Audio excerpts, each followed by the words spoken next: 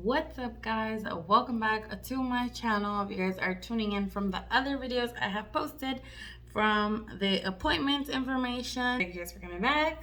I will let you guys know about my actual interview appointment date. My interview appointment was today, so I'm recording this video is November 22nd, 2021. Today was my appointment in the morning. First appointment. There is 2 appointments. If you guys got your appointment letter, read the whole email. Everything. Read the whole email. That is very important.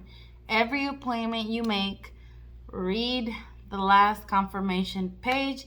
If you guys watch the other videos, I will let you guys know everything you need to know when you go to the appointment. It's really good just to read everything. This is a very important process you're doing, so just read everything. For my actual appointment today, I did create another little list. I've been showing you guys these in all my videos. Like I say every time, just ignore my breast milk information here. They gave me this sticky notes at the doctor for breastfeeding my child. Yep, I read every single thing, every page, every information page they send you in that confirmation email. I read everything, I clicked everything, I went through everything, and I talked to my lawyer, so we did everything. We're ready. So we're hoping everything goes well tomorrow. But anyway, so let's jump right in. So at your first appointment, you have to get to your appointment 20 minutes early. I mean, you don't have to, but that's the earliest you can get there. They're not doing anything earlier because of COVID, and as to why they're splitting it into 2 appointments. They put you in line. You can't bring your phone in at all either. Like I said in the other video, for your fingerprint, you can't bring any electronics, no earbud. If it's electronic, you can't bring it in. Earbuds, cell phones, nothing. So I left my phone here at the hotel with my husband, and then I went to my interview. My hotel has free taxi services if you're going to the consulate or to an appointment or a doctor, a physical. So it just depends where you're staying. Ask the front desk. They will recommend you taxis, but if not, go ahead and walk. It's not dangerous. We've been walking everywhere, like I've said in the other videos. If you guys want to go check those out, you guys can know what you guys need to be ready for. And like I said in my other ones, if you guys would like me to do this video in Spanish, just let me know and I can redo it in Spanish. Si no saben inglés, ¿quieren saber en español? Okay. They'll stand in line and wait, and then they'll buzz you in, let you in. The thing they ask you at this appointment for is that folder they're gonna give you, envelope they give you, sealed. Don't open it at the medical exam. You cannot open it or it's void. If you open it, it's void. If you have kids with you, put it up high so they don't grab it and open it, and it's void. They ask you for your actual real passport, not a copy, and they ask you for the DS-260 page. They only asked me for those 3 things when I got there. That's it. They told me to put everything else away. They only wanted you to walk around with that envelope, that page, and your actual passport. They scan you, make you take all your things off, your everything, your shoes, and they scan you in. And then you go in, and then you go into the waiting area, and then you wait. And you sit there and wait.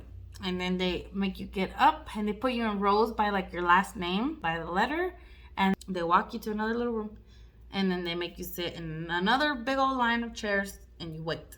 And then once you're done waiting, you get up and then you go in another line in the same row you came in, and you wait standing up for a little window to open up. They have windows on both sides. There's like 20 windows on both sides put together. One side is just for that side of letters and the other side is for the other letters. And yeah, you get called up to the window, and if they have everything they need, all the information, they're just gonna ask you to confirm who you are. They're gonna ask you where you were born.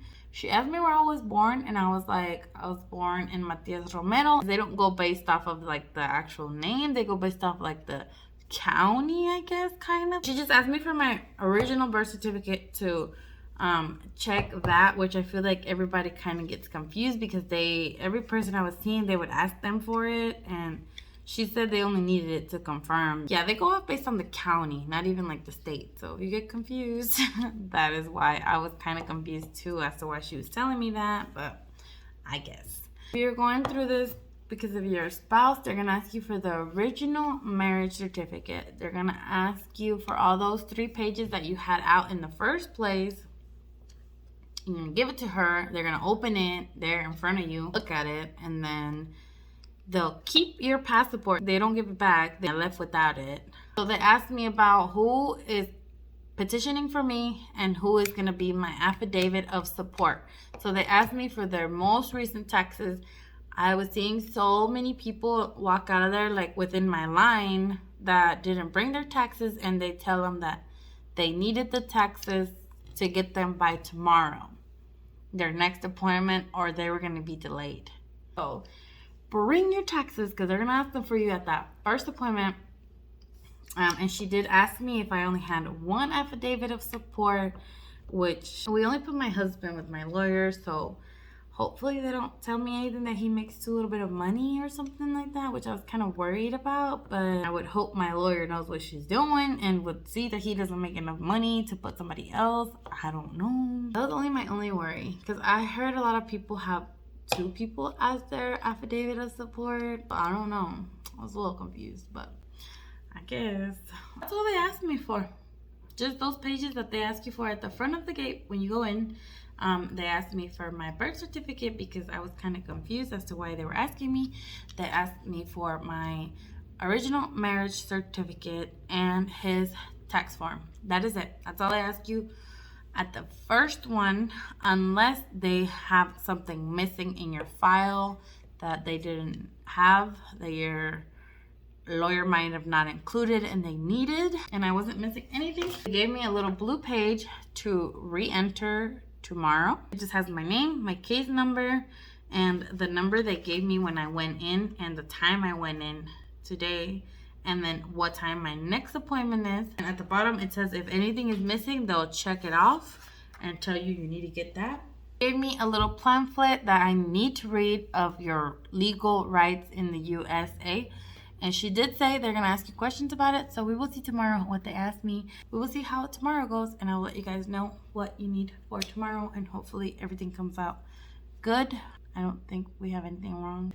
So I am continuing the video here today from yesterday. I told you guys I had my appointment today. Like I said, there's 2 appointments. Don't forget that. This was the actual interview, what they call it.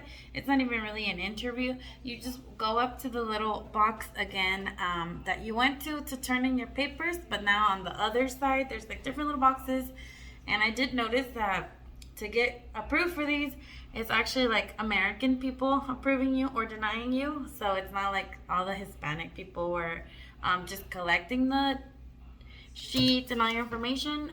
But this time there's actually like American people approving or denying you. So that's what I had told my husband. I was like, why it's so weird how there's no Americans, and like it's like to apply for your American residency. But yeah, so there was Americans at this second appointment. And just wanted to let you guys know kind of how it went. Again, there's so many waiting areas for a like 2-3 minute appointment that they ask you stuff. It was a little bit different for everybody. There was a few people that were still in line once I went into my appointment and came out of the little window. Like, you're all just standing there so you can see each other. So there was a few people that went up first and were still there when I got done. That's if your case is a little bit sketchy. I don't know. I mean, I guess they would think it's kind of sketchy. One of the things I did notice was people that have gotten like deported, they were all getting blue sheets, and basically they were kind of sort of getting denied in a certain way where they were like, yeah, you don't qualify right now, but you can come back and fix this or apply for this waiver, apply for this, and we can see your case again. There was a lot of that going on. So if you guys have been deported before, if you guys have been arrested for something kind of serious, I did see a guy, I heard them talking about how he had gotten arrested for robbery, he had said. He did tell the guy, you know, me being chismosa and shit, I'm trying to give you guys all the details. He was telling the guy at the window how it was like a misunderstanding and how I didn't exactly know what his story was, but he did have a actual reason as to why it wasn't really him trying to rob anybody.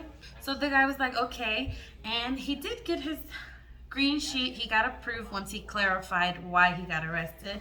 The other person, like I was telling you guys, he did get deported. They denied him because they told him he had to complete, they call it like a penalty time. He needed to apply for something to take away the penalty time or complete the penalty time. So he got denied. They gave him a little blue paper. There was a guy that I heard them talking about how his affidavit of support, so someone that's going to take care of you, so you won't be a liability to the United States, and they do need to be citizens for them to qualify to apply for you to be their affidavit. He did have an issue.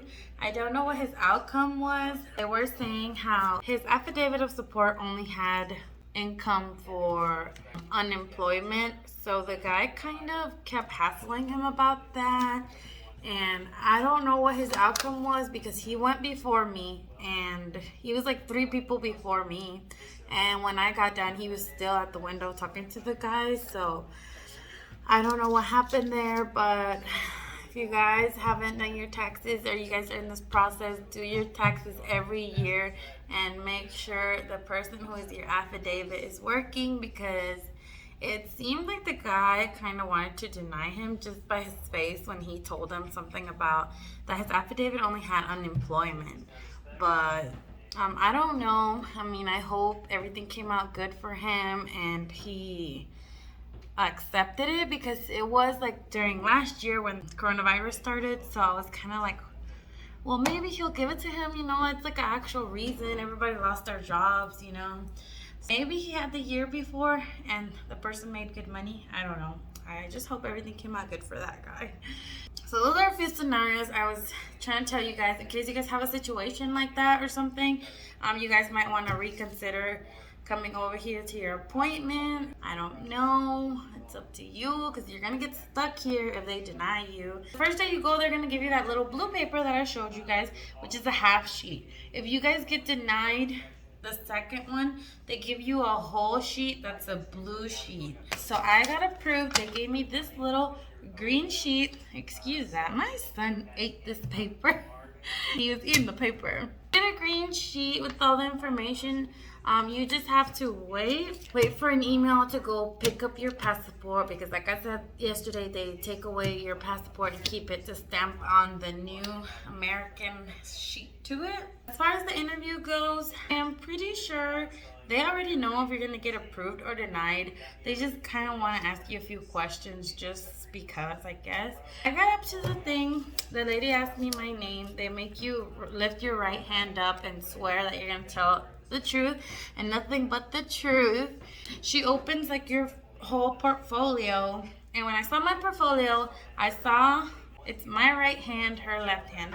Right there, right at the top on my right hand, I already saw that they had a stamp on it that said approved. I don't know if it was like approved, like my whole case was approved, or if like just that was a page that part of a page that was approved or something. But I don't know if that was that or not, but I think they already know.